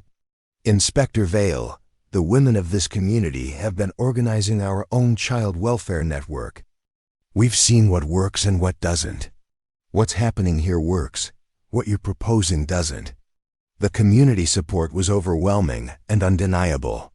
Vail found himself facing not just four articulate children and their guardian, but an entire county that had mobilized to protect a success story they were proud to claim as their own. Judge Morrison delivered the final blow. Inspector, I've reviewed the federal statutes governing your commission's authority.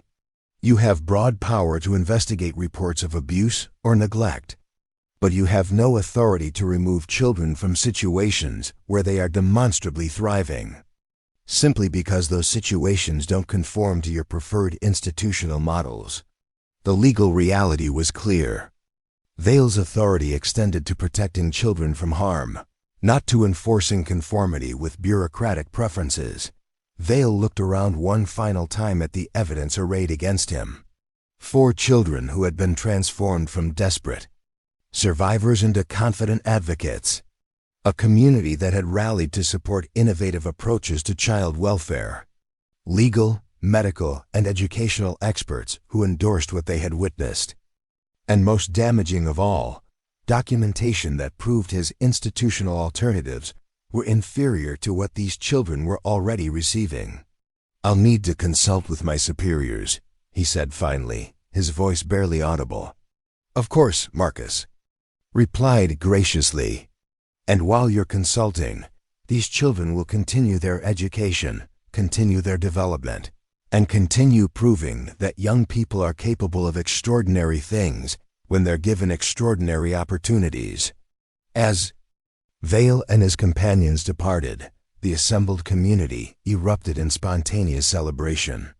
But Sarah felt no sense of triumph, only a deep determination to ensure that their victory would benefit other children facing similar circumstances.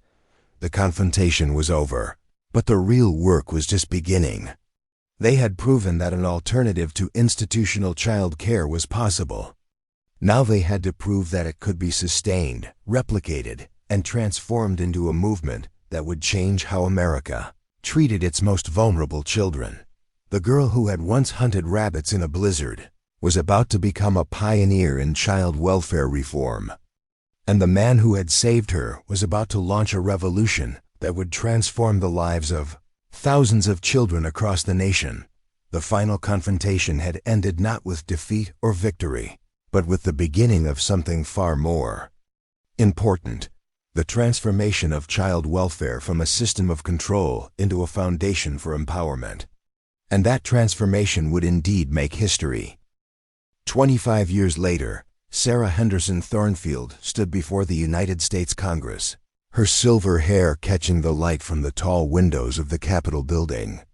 The nervous girl who had once hunted rabbits in a blizzard had become Dr. Sarah Thornfield, director of the National Child Welfare Institute and one of the most respected voices in American social reform. "Honorable members of Congress," she began, her voice carrying the authority of someone who had lived both sides of the child welfare system. "I stand before you today not just as an advocate for children's rights, but as living proof that America's approach to caring for its most vulnerable citizens can and must be transformed." Behind her on the wall hung a portrait that had become iconic in reform circles. 4 young girls standing with Marcus Thornfield on the steps of a Kansas ranch house, their faces radiating hope and determination. The photograph had been taken just 1 year after Inspector Vail's failed investigation, and it had become the symbol of a movement that would reshape American society. That the story of how they had reached this moment was one of gradual but relentless progress, built on the foundation Marcus had laid at the Double T Ranch. Within 6 months of Vail's departure, delegations from 12 states had visited Kansas to observe what newspapers were calling the Thornfield method of child welfare reform. The pilot program had exceeded everyone's most optimistic expectations. By 1890, the Double T Ranch was hosting 37 children from across the Midwest, each placed with carefully selected families in the surrounding community.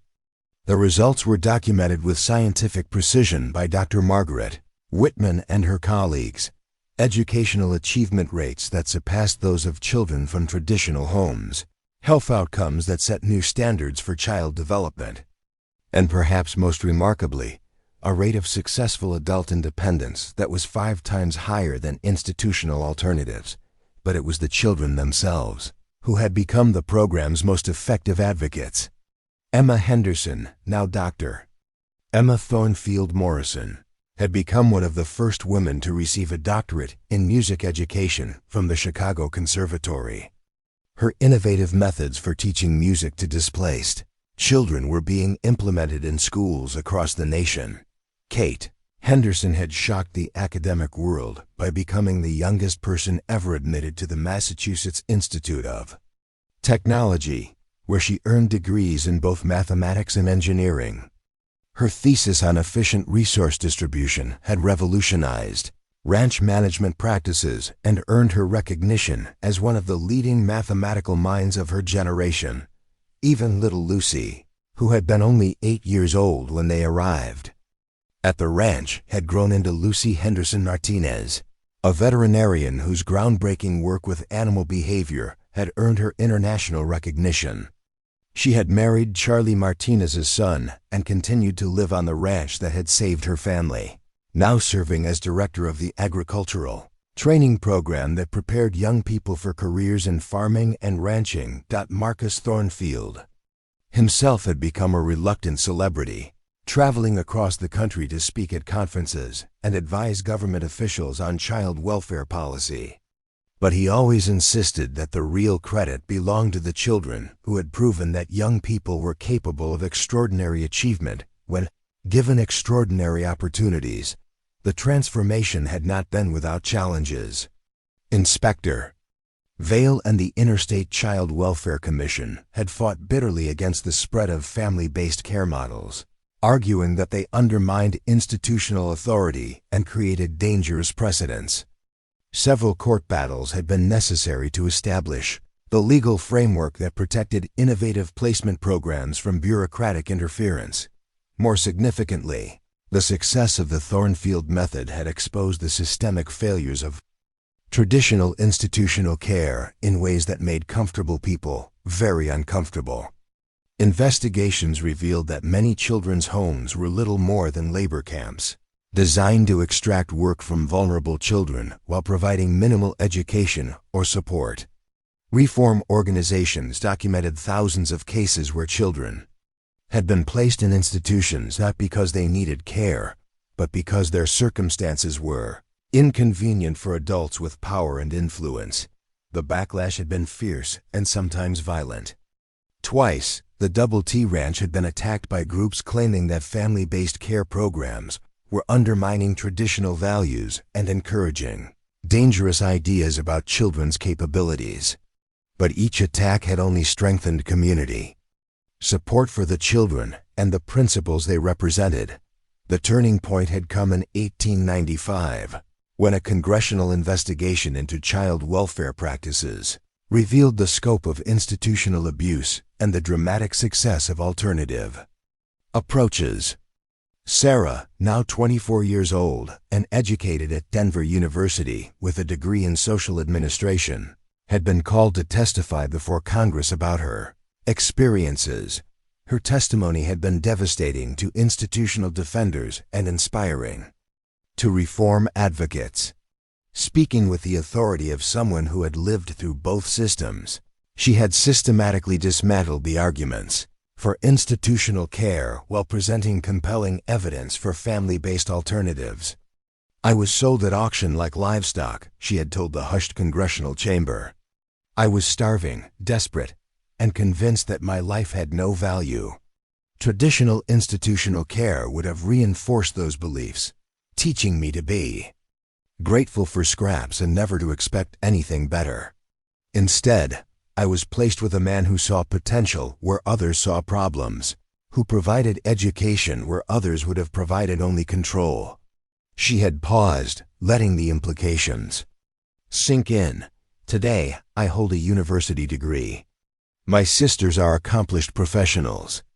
We are productive citizens, taxpayers, and advocates for other children facing similar circumstances.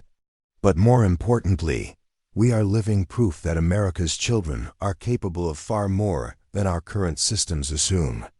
The congressional investigation had led to the Federal Child Welfare Reform Act of 1896, which mandated that all child placement decisions prioritize family-style care over institutional placement whenever possible. The act also established federal funding for innovative programs and required that children have voice in decisions affecting their welfare. But perhaps the most significant change had been cultural rather than legal. The Henderson sisters had become symbols of possibility, proof that children from the most desperate circumstances could achieve remarkable things when given genuine opportunities. Their story had been featured in newspapers and magazines across the country, inspiring communities to develop their own family-based care programs and challenging assumptions about the capabilities of displaced children. The ripple effects had extended far beyond child welfare. The success of the Thornfield method had contributed to broader movements for educational reform, women's rights, and social justice. If orphaned children could achieve such remarkable success when given real opportunities, what did that say about the potential being wasted by systems that limited access to education and advancement based on gender, race, or economic status? Emma's work in music education had led to programs that brought artistic instruction to poor communities across the nation. Kate's engineering innovations had improved living conditions for working families in industrial cities. Lucy's agricultural research had helped family farms increase productivity while maintaining environmental sustainability. And Sarah herself had become one of the most influential social reformers of her generation, establishing programs that served thousands of children while training a new generation of social workers who understood that their role was to empower rather than control the people they served. Standing before Congress on this day in 1912, Sarah reflected on the extraordinary journey that had brought them from that auction platform in Kansas to the center of national policy discussions.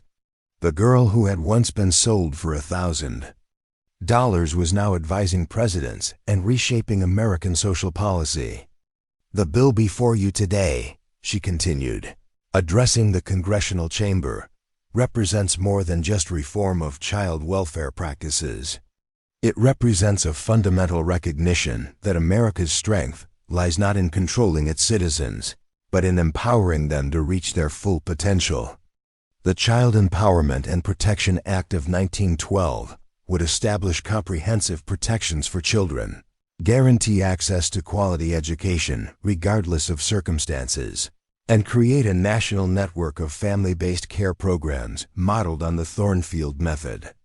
More importantly, it would establish the principle that children had inherent rights that could not be overridden by adult convenience or institutional tradition. As Sarah concluded her testimony and looked out over the faces of the legislators who would decide the bill's fate, she thought about Marcus Thornfield, now 77 years old and still actively involved in running programs at the Double T Ranch. He had given 4 desperate children a chance at life, but in return, they had given him something even more valuable, proof that kindness and opportunity could indeed change the world. The vote on the Child Empowerment and Protection Act was unanimous. For the first time in American history, children's welfare would be prioritized over institutional convenience. Family-style care would be preferred over warehousing, and young people would have genuine voice in decisions affecting their lives. The bill signing ceremony took place 3 months later, with President Woodrow Wilson using the same pen to sign legislation that had been inspired by 4 sisters who refused to accept that their circumstances defined their potential. Representatives from 48 states attended the ceremony, along with dozens of children who had benefited from Thornfield method programs across the country. Marcus Thornfield, now walking with a cane but still radiating the quiet authority that had made him such an effective advocate, stood with the Henderson sisters as the president signed the bill into law. At 82, Sarah was now director of the National Child Welfare Institute. Emma, at 79, headed the National Association of Music Educators. Kate, at 77, was chief engineer for the Department of Agriculture. And Lucy, at 73, continued to run agricultural programs that had become models for sustainable farming practices worldwide. "You know," Marcus said quietly as they watched the ceremony, "I never imagined that buying 4 girls at auction would lead to this." Sarah smiled, thinking of all the children whose lives had been transformed by the principles they had pioneered. "You didn't buy us, Marcus. You liberated us. And in liberating us, You helped liberate thousands of other children who might otherwise have been trapped by systems designed to control rather than empower them. The ceremony concluded with the announcement of a new initiative, the Thornfield Fellowship Program, which would provide full scholarships and support for young people from disadvantaged backgrounds to pursue higher education and careers in social reform. The first class of fellows would include children from the original Double T Ranch program, many of whom had gone on to become leaders in their own communities. As the crowd dispersed and the dignitaries returned to their various responsibilities, the four sisters found themselves alone on the steps of the Capitol, looking out over a city that represented both the power of government and the possibility of change. Do you ever think about what would have happened if Marcus hadn't been at that auction? Emma asked. Sarah considered the question seriously. I think someone else would have stepped forward eventually. Maybe not that day, maybe not for us specifically. But the idea that children deserve better than institutional control, that idea was already growing.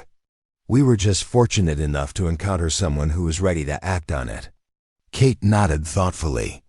And now it's become something much larger than any of us imagined. Children across the country are growing up with opportunities we could never have dreamed of. Lucy, ever practical, smiled as she watched groups of young people touring the Capitol building. The important thing is that they know they have those opportunities because other people were willing to fight for them. And that means they have a responsibility to fight for the children who come after them. As they walked down the Capitol steps together, four elderly women who had once been desperate children, Sarah reflected on the extraordinary chain of events that had brought them to this moment. A blizzard in Kansas had led to an auction that had led to a rescue that had led to a revolution in American social policy.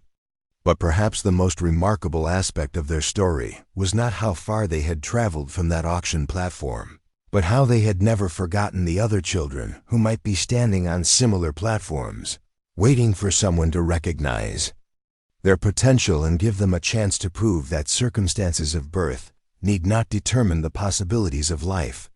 The angry rancher who had bought four sisters to save them from cruel circumstances had indeed built something that made history. But what he had built was not just a program or a method or even a movement. What Marcus Thornfield had built was proof that America's strength lay not in controlling its most vulnerable citizens, but in empowering them to reach heights that no one had ever imagined possible. And in the end, that proof had changed not just four lives, but the trajectory of American society itself, creating a legacy that would continue to transform lives for generations to come. The girl who had once hunted rabbits in a blizzard had helped create a nation where no child would ever again have to face such desperation alone. Up next, you've got two more standout stories right on your screen. If this one hit the mark, you won't want to pass these up. Just click and check them out. And don't forget to like, subscribe, and turn on the notification bell so you don't miss any upload from us.